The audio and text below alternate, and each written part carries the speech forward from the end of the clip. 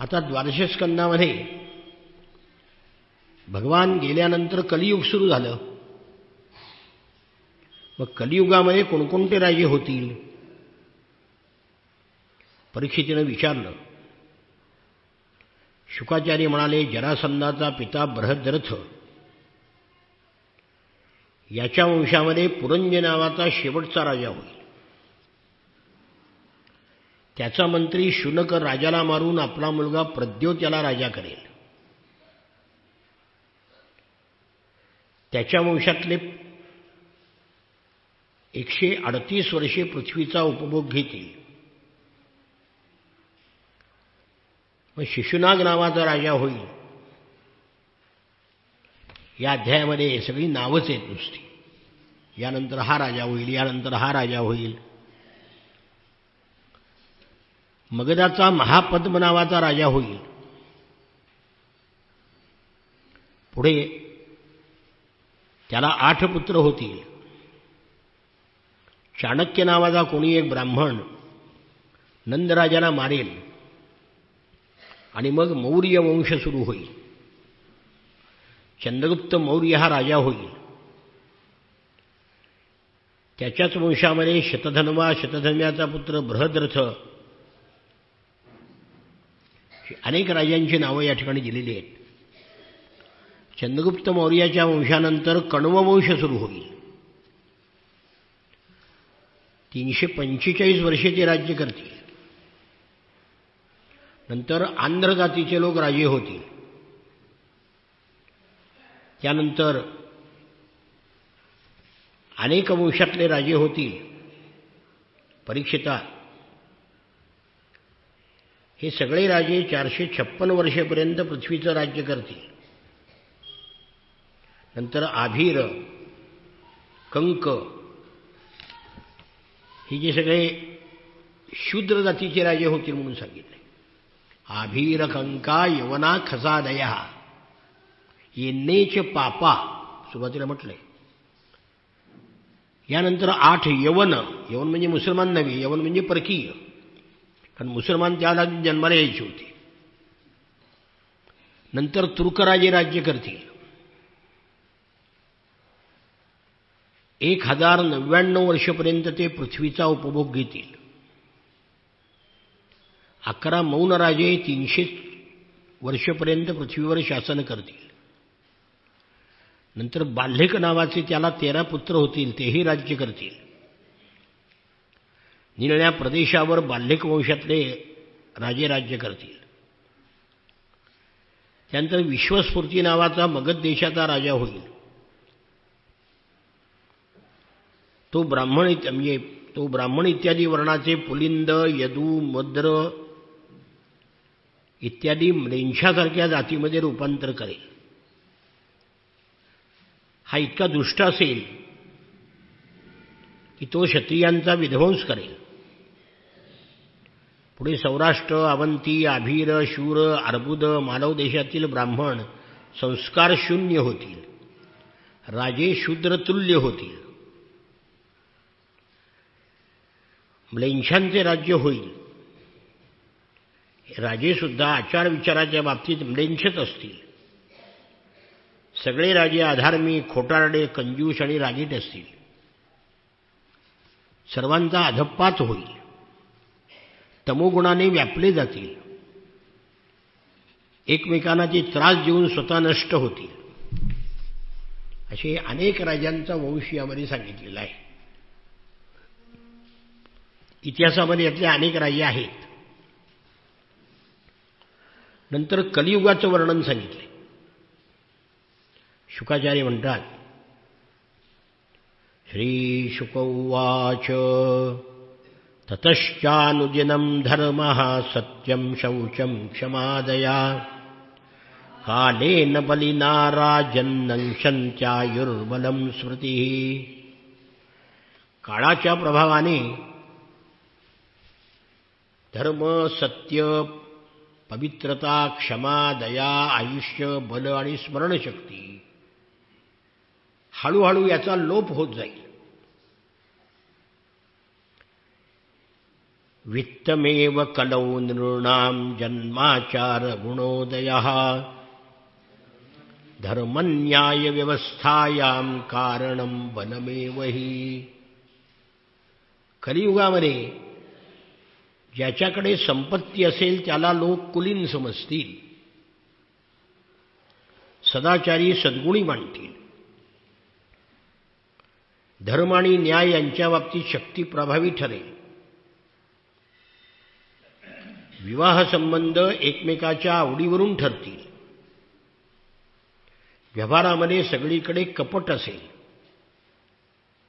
स्त्री पुरुषांचे श्रेष्ठत्व रतिकौशल्यावरून ठरेल. ब्राह्मणाची ओळख फक्त जानवा असेल, तेही आता नाही. बाह्यवेशावरून आश्रम ठरेल. पैशाशिवाय न्याय मिळू शकणार नाही. खालच्या कोर्टापासून सुप्रीम कोर्टापर्यंत जायला कमीत कमी 30-40 लाख रुपये लागतील. सामान्य माणसाला न्याय मिळणार कसा?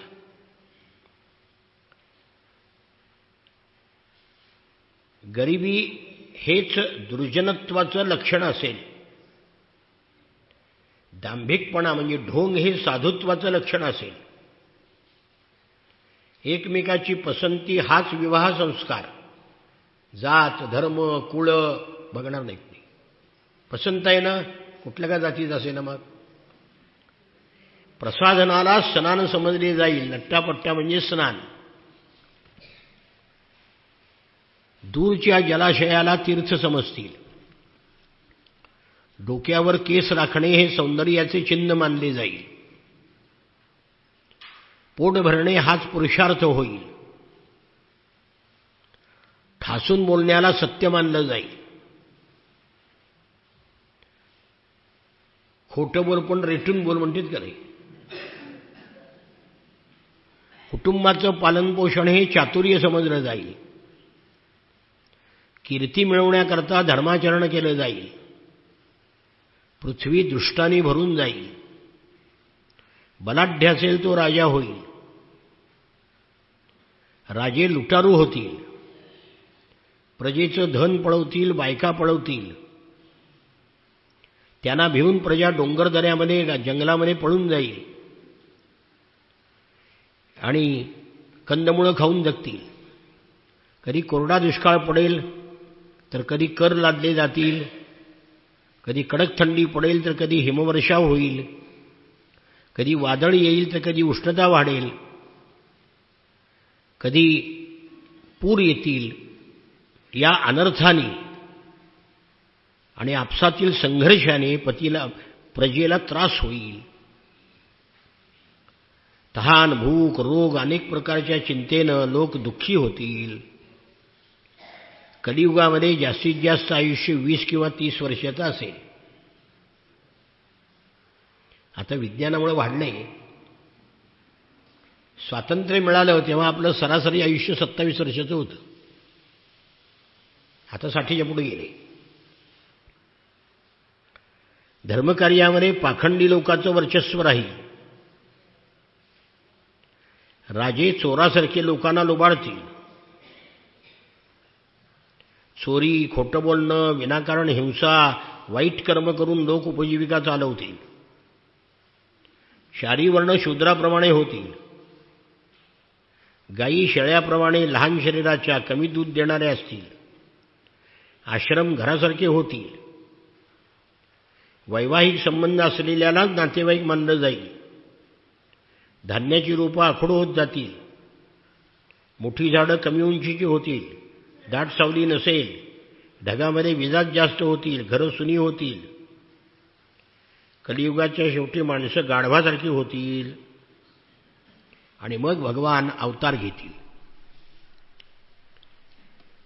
धर्माचं रक्षण करण्याकरता साधूंच्या कर्मबंधनातून सोडवण्याकरता अवतार घेतील. कुठे घेतील अवतार? 100 नावाच्या गावाचा प्रमुख असणाऱ्या विष्णू यश नावाच्या श्रेष्ठ ब्राह्मणाच्या घरी कल्की रूपाने अवतार घेतील. देवदत्त नावाच्या घोड्यावर बसून दुष्टांचा नाश करतील. वेगवान घोड्यावरून पृथ्वीवर संचार करतील, स्वतःला राजे म्हणणाऱ्या कोट्यावधी डाकूंचा संहार करतील आणि मग त्यांच्या अंगावरून वाहणाऱ्या सुगंधी वायूच्या स्पर्शाने लोक सुखी होतील. पुढे मग त्यांची संतती पुन्हा बलवान होऊ लागतील. कल्कीच्या रूपाने अवतार झाल्यानंतर मग सत्ययुगाला सुरुवात होईल. पुन्हा फिरतं ना ते. सत्य कलियुग झाले की सत्ययुग, सत्य झाले की पुन्हा त्रेतायुग, त्रेता झाले की द्वापरयुग, द्वापर झाले कलियुग. हे चक्र आहे, कालचक्र. 12 वाजले की पुन्हा 1 वाजतं का नाही? फाल्गुन महिना झाला की पुन्हा चैत्र येतो का नाही? चंद्र, सूर्य आणि बृहस्पती एकाच वेळी पुष्य नक्षत्रात प्रवेश करतील तेव्हा सत्ययुगाची सुरुवात होईल. चंद्रवंश, सूर्यवंशामध्ये जितके राजे होऊन गेले त्या सगळ्यांचं थोडक्यात वर्णन मी केलं. तुझा जन्म झाल्यापासून नंदराजाला राज्याभिषेक होई तोपर्यंत 1115 वर्षे होतील. जेव्हा आकाशात सप्तर्षीचा उदय होतो तेव्हा पहिल्यांदा 2च तारे दिसतात. त्यांच्यामध्ये दक्षिणोत्तर रेषेवर मध्यभागी 1 नक्षत्र दिसते. सप्तर्षी या नक्षत्राबरोबर मनुष्याची 100 वर्षेपर्यंत राहतात. तुझ्या जन्माच्या वेळी सुद्धा आणि आता सुद्धा मघा नक्षत्रामध्ये आहेत. कलियुगाने प्रवेश केल्यामुळं माणसं पापामध्ये रममाण होतील. जोपर्यंत भगवान होते श्रीकृष्ण तोपर्यंत कलियुग पृथ्वीवर येऊ शकलं नाही. तेव्हा श्रीकृष्णाने परमधामाकडे प्रयाण केलं आणि कलियुगाला सुरुवात झाली.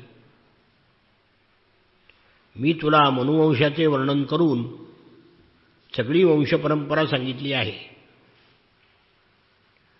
शंतनूचा भाऊ देवापी तो सध्या कलाप नावाच्या गावामध्ये राहतो. कलियुगाच्या शेवटी तो पुन्हा वर्णाश्रम धर्माची स्थापना करेल. हे कलाप नावाचं गाव बद्रीनाथाला जाताना आहे मध्ये. पुन्हा सत्य, त्रेता, द्वापर, कली अशी 4 युगे होतील.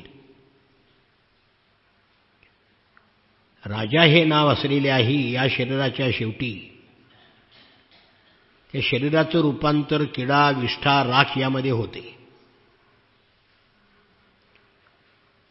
तेव्हा लोक विचार करतात की आपले पूर्वज जी पृथ्वीचं राज्य करीत होते ती पृथ्वी माझ्या ताब्यात कशी राहील? माझा मुलगा, नातू, पणतू कसं काय उपभोग घेतील? पण ते मूर्ख शरीराला आणि पृथ्वीला आपली मानतात आणि शेवटी शरीर आणि पृथ्वी जोडून देऊन अदृश्य होतात. परीक्षित राजा, ज्या राजांनी आपल्या सामर्थ्याने पृथ्वीचा उपभोग घेतला त्याला काळाने आपल्या फक्त कथेत शिल्लक राहिलेले आहेत. जे राजे होऊन गेले ते सगळे माती अससी माती समिळीसी, काळाने खाऊन टाकले सगळे. श्री शुक उवाच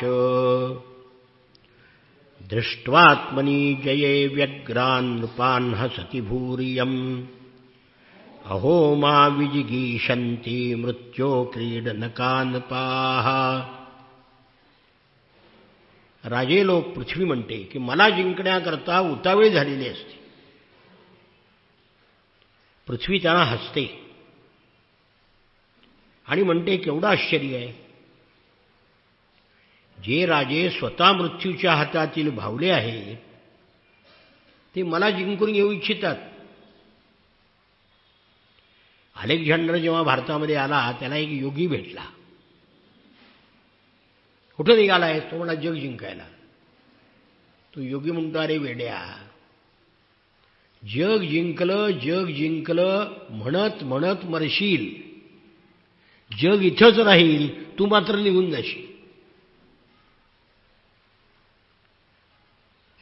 हे सगळं पाण्यावरील बुडबुड्याप्रमाणे आहे.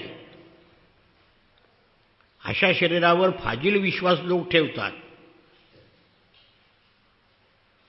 म्हणून युधिष्ठिराला यक्षाने प्रश्न विचारला, जगातलं सगळ्यात मोठं आश्चर्य कोणतं?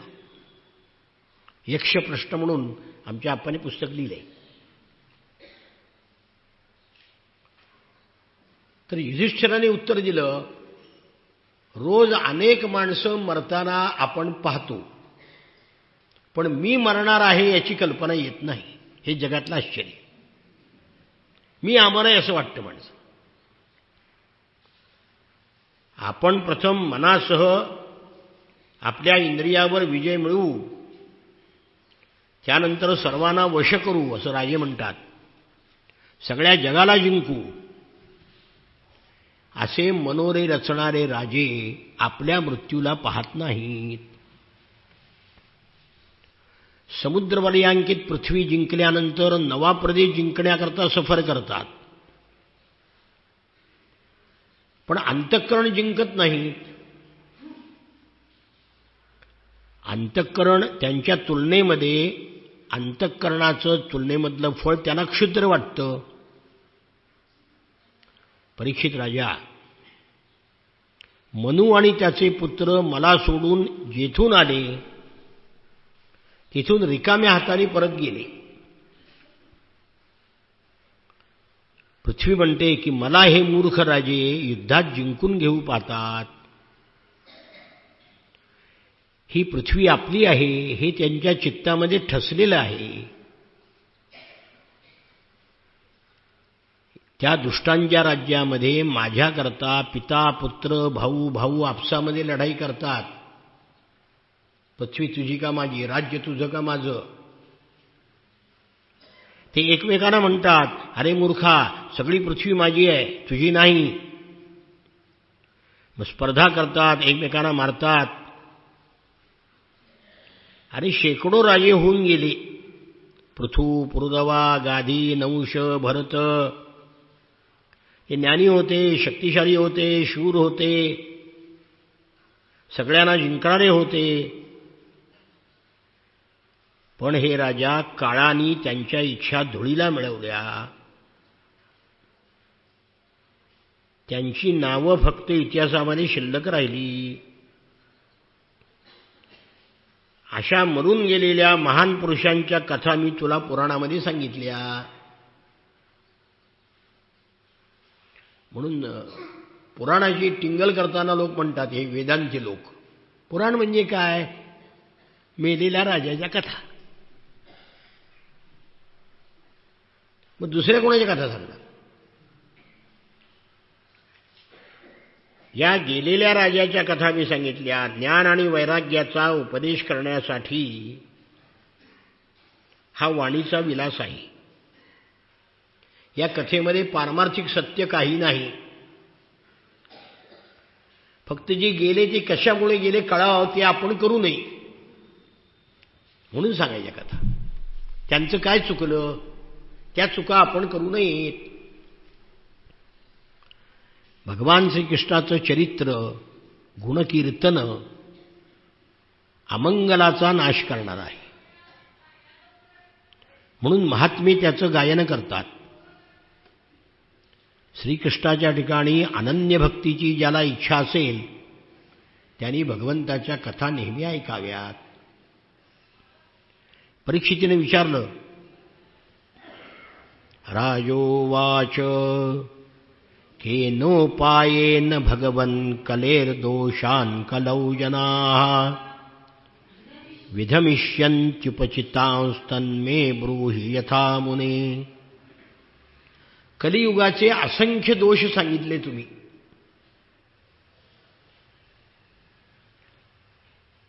मग या कलियुगातून तरुण जाण्याचा काही उपाय आहे की नाही? हे दोष कोणत्या उपायाने नाहीसे होतील? शुकाचार्य म्हणतात, सत्ययुगामध्ये सत्य, दया, तप आणि दान हे धर्माचे 4 पाय असतात.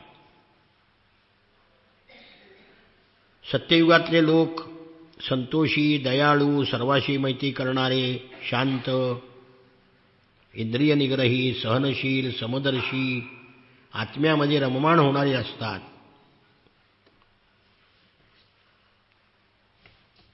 अधर्माचेही 4 पाय आहेत: असत्य, हिंसा, असंतोष आणि कलह. हळूहळू प्रत्येक युगामध्ये धर्माचे पाय कमी होतात आणि अधर्माचे वाढत जातात. त्या युगामध्ये ब्राह्मणाचं आधिक्य असणारे 4 वर्ण असतात.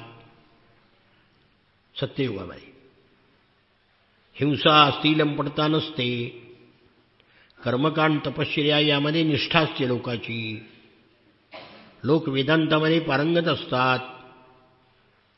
द्वापरयुगामध्ये हे पाय 1/4 कमी होतात.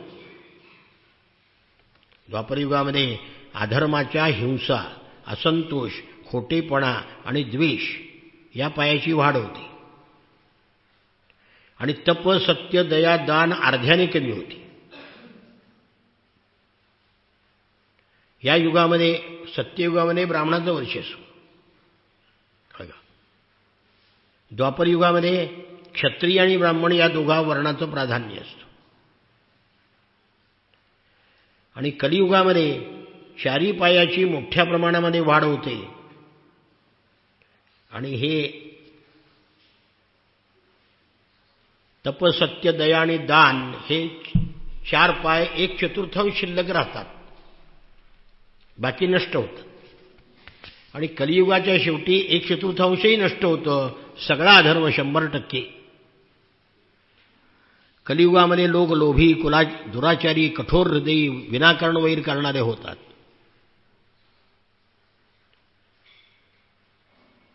राजा, मन, बुद्धी आणि इंद्रियावर सत्वगुणाचा प्रभाव असतो तेव्हा सत्ययुग आहे असं समजावं. जेव्हा माणसाची भक्ती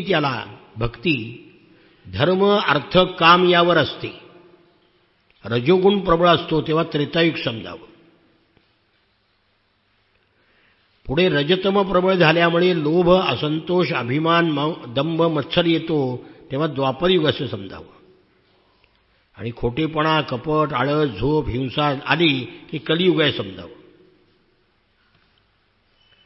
कलियुगामध्ये लोकांची दृष्टी संकुचित होते. अधिकांश लोक अभागी आणि खादाड असतात, दरिद्री असून मोठमोठ्या कामना करतात. स्त्रिया स्वैराचारी होतील, चोर लुटारूंची वाढ होईल, पाखंडी लोक वेदांना नावं ठेवतील. कलियुगामध्ये लोकांची दृष्टी संकुचित होईल, कामवासना तृप्त करणे यातच लोक मग्न असतील. ब्रह्मचारी ब्रह्मचर्य व्रताचे पालन करणार नाहीत. गृहस्थाश्रमी लोक भीक मागू लागतील. वानप्रस्थ गावामध्ये राहू लागतील आणि संन्यासी धनाचे लोभी होतील. स्त्रियांची शरीरं लहान होतील, आहार मोठा असेल, संतती पुष्कळ होईल. त्या निर्लज्ज, कर्कश बोलणाऱ्या, चोरी कपट करण्यामध्ये धाडशी होतील. व्यापारी हलक्या वृत्तीचे कपटाने व्यापार करतील आणि सत्पुरुषांनी टाकून दिलेला व्यापार हे उचित समजतील. मालक सर्वश्रेष्ठ असला तरी निर्धन जर असला तर सेवक त्याला सोडून जातील. सेवक संकटात असले तर मालक सोडून देईल. गायी दूध देणे बंद करतील तेव्हा गायीचाही त्याग करतील. माणसं स्त्रीलंपट आणि दीन होतील. माता, पिता, बंधू, मित्र, नातलगाला सोडून बायकोच्या भावाचा सल्ला घेतील. शूद्र तपस्व्याचा वेश घेऊन दान घेऊ लागतील. धर्माचं ज्ञान नसणारे उच्चासनावर बसून धर्माचा उपदेश करतील. ज्याला संस्कृत रामा रामो सुद्धा येत नाही ती भागवत सांगतायत सध्या. आणि संध्याकाळी पुन्हा दारूच्या पार्टीत असते ती. कलियुगातील दुष्काळ पडेल, करामुळे लोक त्रासले जातील. इन्कम टॅक्सची शेवटली जी पायरी आहे ती 100तले 95 रुपयेच टॅक्स.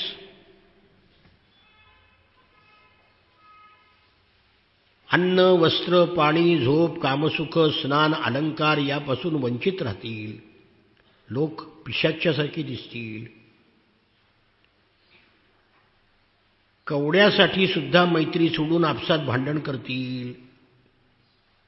पैशाकरता सगळ्या सोयऱ्याची हत्या करतील. क्षुद्र माणसे कामवासनापूर्ती आणि आपले पोट भरणे यातच मग्न असतील. म्हाताऱ्या आईबापाचं रक्षण करणार नाहीत.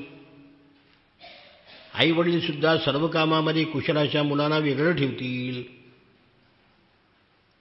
पाखंडामुळे बुद्धिभेद होईल. भगवंताचं नाव मरतेवेळी व्याकुळतेनं पडताना घसरताना अगतिक होऊन जरी घेतलं तरी कर्मबंधनं तुटतात. पण कलियुगामध्ये तेवढं सुद्धा करणार नाही. कलियुगामध्ये भगवंताच्या आराधनेला लोक विन्मुख होतील. नामस्मरणाने पाप नाहीशी होतात, पण तेही लोक करणार नाहीत. हृदयामध्ये भगवान श्रवण, संकीर्तन, ध्यान, पूजन किंवा आदरभाव बाळगला तरी सगळ्या जन्मातील पाप नष्ट होतात. म्हणून कलियुगामध्ये एक गोष्ट चांगली आहे, मोक्ष सुलभ आहे इतर युगापेक्षा. केवळ नामस्मरणाने मोक्ष आहे. पण ते सुद्धा माणसं करत नाहीत. भगवान साधकाच्या हृदयामध्ये राहून अशुभ वासना नष्ट करतील. हृदयामध्ये परमेश्वर विराजमान झाल्यावर जसं अंतःकरण शुद्ध होतं तसं विद्या, तपश्चर्या, प्राणायाम यांनी होत नाही. तेव्हा परीक्षित राजा, तू दुसरं काही करू नकोस, अंतःकरणामध्ये भगवंताचं स्मरण कर बस. तस्मात् सर्वात्मना राजन् हृदिस्थं कुरु केशवम् म्रियमाणो यवहितस्ततो यासि परांगतिम्. परीक्षित राजा, तुझ्या मृत्यूची वेळ जवळ आली आहे. म्हणून एकाग्र चित्तानी सर्व भावानी भगवान श्रीकृष्णाला आपल्या हृदय सिंहासनावर स्थापन कर. आणि असं स्थापन केल्यावर तुला परमगती प्राप्त होईल. मृत्यूकाळ जवळ आल्यावर भगवंताचं ध्यान करावं. असं केल्याने सर्वांचे परम आश्रय सर्वात्मा भगवान त्याला आपल्या स्वरूपामध्ये लीन करून घेतात. पण मृत्यू जवळ आल्यावर परमेश्वराचं नाव जर घ्यायचं असेल तर ते जन्मभर घ्यावं लागतं, तरी येतं, नाही ते येत नाही. एक मनुष्य जन्मात कधी परमेश्वराचं नाव घेतलं नाही, कधीही चेष्टेत सुद्धा, आणि मरताना वा वा के म्हणायला लोकांना वाटलं हा वासुदेव केशव म्हणतोय बरं का. त्यांनी बोट दाखवलं, वासरू किरसुणी खात होतं. त्या वासरूतलं वा आणि किरसुणीतलं के, म्हणजे मरताना सुद्धा किरसुणीमध्ये मन. जन्मभर ज्याचं स्मरण केलेलं असतं तेच मृत्यूच्या वेळेला येतं. जन्मभर पाप करू, जन्मभर वाटेल त्या शिव्या देऊ आणि मरणसमयी नाव घेऊ खोटं. जन्मभर जे केलंय तेच मरणसमयी तोंडात येतं. मृत्यूकाळ जवळ आलेल्याने भगवंताचं ध्यान करावं, म्हणजे भगवान ज्याला आपल्या स्वरूपामध्ये लीन करून घेतात. परीक्षित राजा, कलियुगामध्ये सगळे दोष आहे, पण एक गुण आहे. कलेर दोष निधे राजन अस्ति हे को महान गुणः कीर्तनादेव कृष्णस्य मुक्तसंगः परं व्रजेत. दोषाचा खजिना असलेल्या कलियुगाच्या ठाई एक मोठा गुण आहे. कलियुगामध्ये भगवंताच्या नामसंकीर्तनाने परमेश्वराची प्राप्ती होते. हे सगळ्यात कलियुगाचा गुण आहे. मोक्ष सुलभ आहे कलियुगामध्ये. मुखी नाम हाती मोक्ष, ऐशी साक्ष बहुतांशी. इतर युगामध्ये मोक्ष किती अवघड आहे. कृते यध्यायतो विष्णुं त्रेतायां यजतो मखैः द्वापरे परिचर्यायां कलौ तद् हरिकीर्तनात्. सत्ययुगामध्ये भगवंताच्या ध्यानाने मोक्ष आहे. ध्यान किती अवघड आहे. डोळे लावून ध्यान लावून बसलं की डोळे उघडे असताना जेवढं दिसतं त्याच्या 1000 पटीनं डोळे बंद केल्यावर दिसतं. तर ध्यान अवघड आहे. त्रेतायुगात यज्ञानी, द्वापर युगात पूजा सेवेनं जे फळ मिळतं ते कलियुगामध्ये फक्त भगवन् नामाचं कीर्तन केल्याने प्राप्त होतं. कलौ तद् हरिकीर्तनात्. हरिकीर्तन म्हणजे भगवंताचं चरित्र सांगणं. मग प्रवचनात सांगा, व्याख्यानात सांगा, नाहीतर कीर्तनात सांगा. पुढच्या अध्यायामध्ये प्रलयाची कथा सांगितली. शुकाचार्य म्हणतात, परीक्षित राजा, परमाणूपासून 2 परार्धाच्या काळाचं स्वरूप आणि युगाचं परिमाण मी तुला सांगितलं. आता कल्पाची स्थिती आणि त्याचे प्रलय याचं वर्णन ऐक. 1000 चतुर्युग मिळून ब्रह्मदेवाचा एक दिवस होतो. ब्रह्मदेवाच्या एका दिवसाला एक कल्प म्हणतात. हे सगळं तृतीय स्कंदात येऊन गेले बरं का. एका कल्पामध्ये 14 मनू होतात. कल्पाच्या शेवटी प्रलय होतो. नंतर ब्रह्मदेवाची रात्र सुरू होते. तिन्ही लोकांमध्ये प्रलय होतो. स्वर्ग, मृत्यू, पाताळ सगळं बुडतं. याला नैमित्तिक प्रलय म्हणतात. म्हणजे ब्रह्मदेवाच्या निद्रेच्या निमित्ताने होतो म्हणून नैमित्तिक. या प्रलयाच्या वेळी विश्व आपल्यामध्ये सामावून घेऊन ब्रह्मदेव आणि शेषशाही भगवान शयन करतात. नंतर रात्रीनंतर दिवस आणि दिवसानंतर रात्र अशी ब्रह्मदेवाच्या गणनेनुसार 100 वर्ष म्हणजे माणसाच्या गणनेनं 2 परार्ध होतात. त्यावेळी महत्त्व, अहंकार, पंचतन्मात्रा, 7 प्रकृती मूळ प्रकृतीमध्ये विलीन होतात. सगळी तत्व प्रकृतीपासून निर्माण झालेली तत्व प्रकृतीमध्ये विलीन पावतात. उलटे प्रकृतीपासून अहंकार, मग पंचज्ञानेंद्रिय, पंचकर्मेंद्रिय, पंचतन्मात्रा अशी सृष्टी निर्माण होते ना. आणि प्रलयाच्या वेळी ही सगळी तत्व वरच्या तत्वामध्ये विलीन होत जातात आणि सगळं विश्व प्रकृतीमध्ये विलीन होतं. म्हणून त्याला प्राकृतिक प्रलय म्हणतात. ब्रह्मदेवाच्या निद्रेच्या निमित्ताने होतो तो नैमित्तिक प्रलय आणि प्रकृतीमध्ये सगळी तत्व विलीन होतात तो प्राकृतिक प्रलय. प्रलय जवळ आला, ओळखायचं कसं? ढग 100 वर्ष पाऊस पाडत नाहीत. अन्न संपून जातं. माणसं एकमेकाला प्राणी खाऊ लागतात. सगळी प्रजा कमी कमी होत जाते.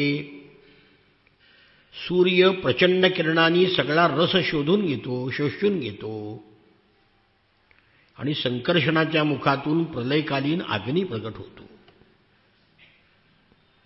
ब्रह्मांड पेटलेल्या शेणाच्या गोऱ्याप्रमाणे वाटू लागतं. 100 वर्ष अशी गेली म्हणजे पुढच्या 100 वर्षामध्ये नुसता पाऊस पडतो. 100 वर्ष आवर्षण आणि 100 वर्ष पाऊस, याच्यामध्ये सगळी पृथ्वी बुडून जाते पाण्यामध्ये. पाणी पृथ्वीचा गुण गंध शोषून घेतो. गंध पाण्यामध्ये विलीन झाल्यावर पृथ्वीचा प्रलय होतो. तेज जल शोषून घेतो. जल तेजामध्ये विलीन होतं. ते वायूमध्ये विलीन होतं. ते रूपामध्ये विलीन होतं. आकाशामध्ये विलीन होतं. एक एक पंचमहाभूत वरच्या पंचमहाभूतामध्ये विलीन होत जातं. काय सृष्टीचा पट असा सुरुवातीला उलगडला जातो आणि पुन्हा तो असा गुंडाळीत येतो, तसा त्याच क्रमाने. अशा प्रकारे एक एक तत्व वरच्या तत्वामध्ये विलीन होऊन शेवटी सगळं प्रकृतीमध्ये विलीन होतो. म्हणून याला प्राकृत प्रलय असं म्हणतात. परीक्षित राजा याप्रमाणे विश्वाची उत्पत्ती, स्थिती आणि लय होतो. सर्व विश्वाला, सगळ्या प्रकृतीला नाश आहे. सत्यवस्तू फक्त ब्रह्म आहे. त्या ब्रह्मापासून प्रकृती निर्माण होते आणि प्रकृतीपासून जग निर्माण होतं.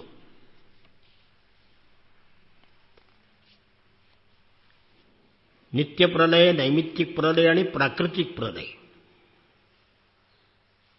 आणि आत्यंतिक प्रलय म्हणजे जेवढी तत्व निर्माण झालेली आहेत तेवढी सगळी नष्ट होतात आणि फक्त परमात्मा शिल्लक राहतो. प्रकृती सुद्धा नाही. तो आत्यंतिक प्रलय सांगितलेला आहे. जीव जेव्हा विवेकाच्या शस्त्राने, 34वा श्लोक, जीव जेव्हा विवेकाच्या शस्त्राने मायामय अहंकाराचे बंधन तोडून टाकतो आणि आपल्या एकरस आत्मस्वरूपाच्या साक्षात्कारामध्ये स्थिर होतो, त्याला आत्यंतिक प्रलय म्हणतात.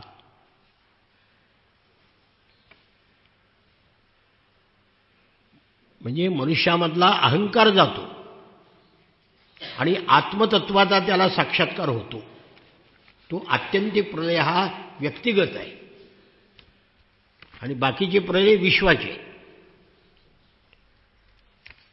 तेव्हा परीक्षित राजा नित्यप्रलय म्हणजे सारखा कसा आहे, दिव्याची ज्योत आहे, त्या ज्योतीचे कण किंवा ज्वाला आहे, ती ज्वालाचा कण पेटतो नष्ट होतो, पेटतो नष्ट होतो. आपल्याला कळत नाही अखंड असल्यामुळे, ज्योत ही अखंड असल्यामुळे कळत नाही आपल्याला. लगेच निर्माण होणं आणि लगेच नष्ट होणं हा नित्यप्रलय. कळलं? नैमित्तिक ब्रह्मदेवाच्या झोपेच्या निमित्ताने जो होतो तो नैमित्तिक. प्राकृतिक सगळं जग जेव्हा प्रकृतीमध्ये विलीन होतं ते प्राकृतिक. आणि आत्यंतिक म्हणजे जीव मात्र परमेश्वरामध्ये विलीन होणं. तेव्हा काळाची गती अशी आहे. परीक्षित राजा, या सगळ्या भगवंताच्या लीला आहेत, त्या तुला थोडक्यात सांगितल्या. त्याचं पूर्ण वर्णन ब्रह्मदेव सुद्धा करू शकणार नाही.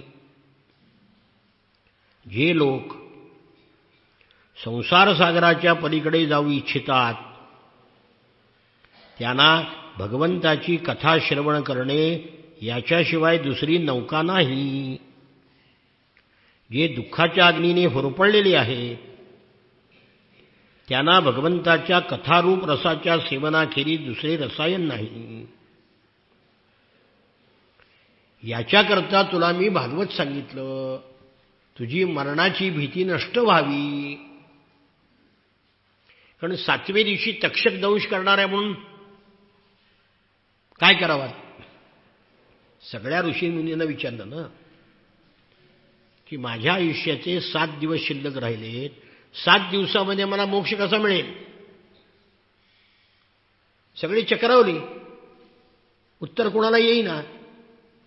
मग परीक्षितीच्या नशिबाने, दैवयोगाने शुकमुनी आली आणि शुकमुनींनी त्याला भागवत सांगितलं. म्हणून ते म्हणतात, राजा तुला ही पुराण संहिता सांगितली भागवताची. पुराण संहिताम एताम ऋषिर्नारायणो व्ययः नारदाय पुरा प्राह कृष्णद्वैपायनाय सः. हे श्रीमद भागवत पुराण सनातन ऋषी नारायण यांनी नारदाला सांगितलं आणि नारदानी कृष्णद्वैपायन म्हणजे व्यासाला सांगितलं.